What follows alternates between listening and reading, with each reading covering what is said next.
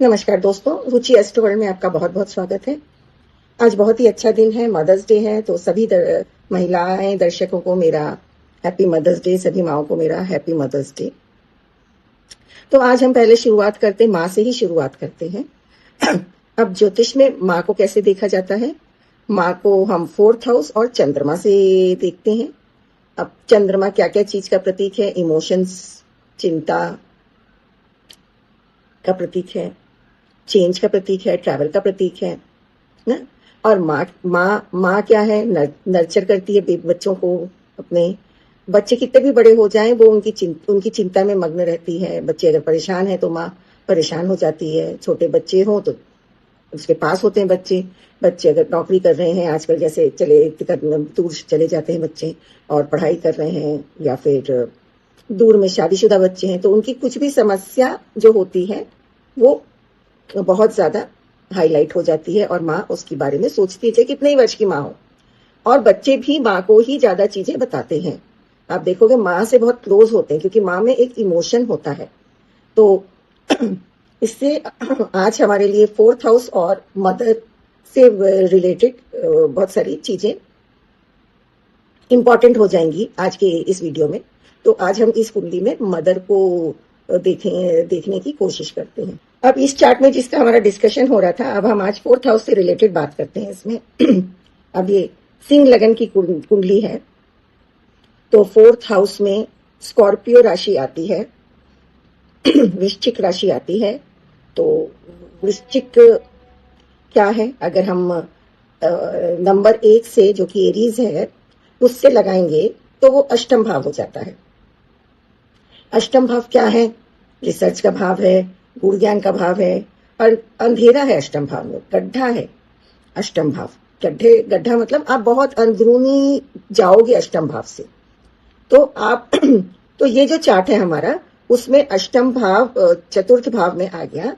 तो जो ये जो जिसका चार्ट है वो एक फीमेल है, और वो बहुत सोचती है हर चीज के लिए।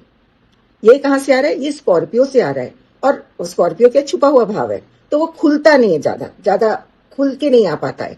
तो अपने अंदर ही इसके बहुत मंथन चलता रहता है, बच्चों के लिए चलता रहता, सब चीज के लिए चलता है, क्योंकि अष्टम भाव है। लेकिन अब हम चतुर्थ से रिलेट करेंगे, मदर के भाव से रिलेट करेंगे, तो ये बच्चों के लिए बहुत ज्यादा सोचना, बच्चे आगे क्या करेंगे क्या नहीं करेंगे।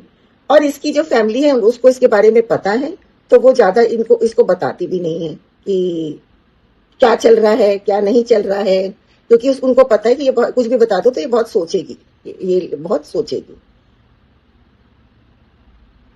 अब चतुर्थ भाव में इस कुंडली में लग्नेश बैठे हैं, है ना।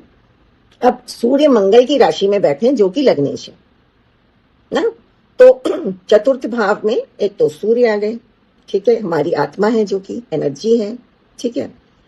तो ये डरती घबराती नहीं, ठीक है, ये डरती घबराती बिल्कुल नहीं है। और सबसे ज्यादा प्रोमिनेंट हो गई, क्योंकि वो उसका लग्नेश का आ गया उसके में। अब उसके साथ बुध आ गए। कौन है बुध? सेकेंड लॉर्ड और 11th लॉर्ड है। बुध आदित्य योग भी बन रहा है, जो कि सूर्य बुध का बनता है। और 11th लॉर्ड लगन के साथ, सेकेंड लॉर्ड लगन के साथ आ गए। तो पैसों की उतनी भारी समस्या इसके जीवन में नहीं रहेगी।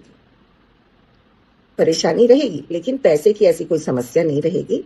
इसको कहीं ना कहीं से अगर प्रॉब्लम आती है तो कहीं ना कहीं से भी किसी ना किसी से मदद आ जाएगी।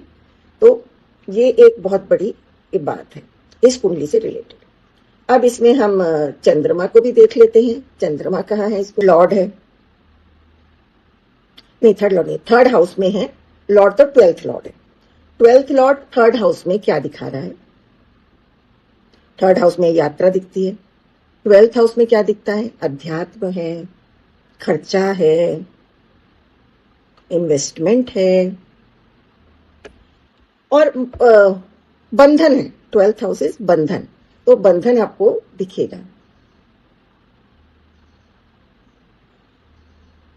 राइट। तो बंधन है। अच्छा, 3rd हाउस क्या हो जाता है? और क्या हो जाता है? 3rd हाउस हमारे पड़ोसी हैं, छोटे भाई बहन हैं, करेज है ना। तो चंद्रमा वहां जाके आपको करेज भी दे रहा है, आपको करेज भी दे रहा है, और 12th हाउस का चंद्रमा है, वो 12th लॉर्ड है वो।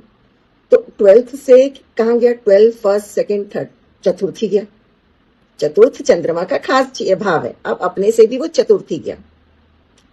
तो करेज के साथ चंद्रमा चिंता देगा, करेज है थर्ड हाउस में, तो लेकिन चंद्रमा का तत्व चिंता है, तो इसलिए वो चिंता देगा, तो इसलिए वो चिंतित रहती है।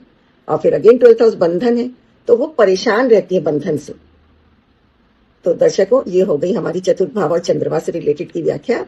और आप लोग को अच्छा लगा होगा। आप सभी को, सभी महिलाओं और मामाओं को हैप्पी मदर्स डे फिर से बहुत बहुत शुभ।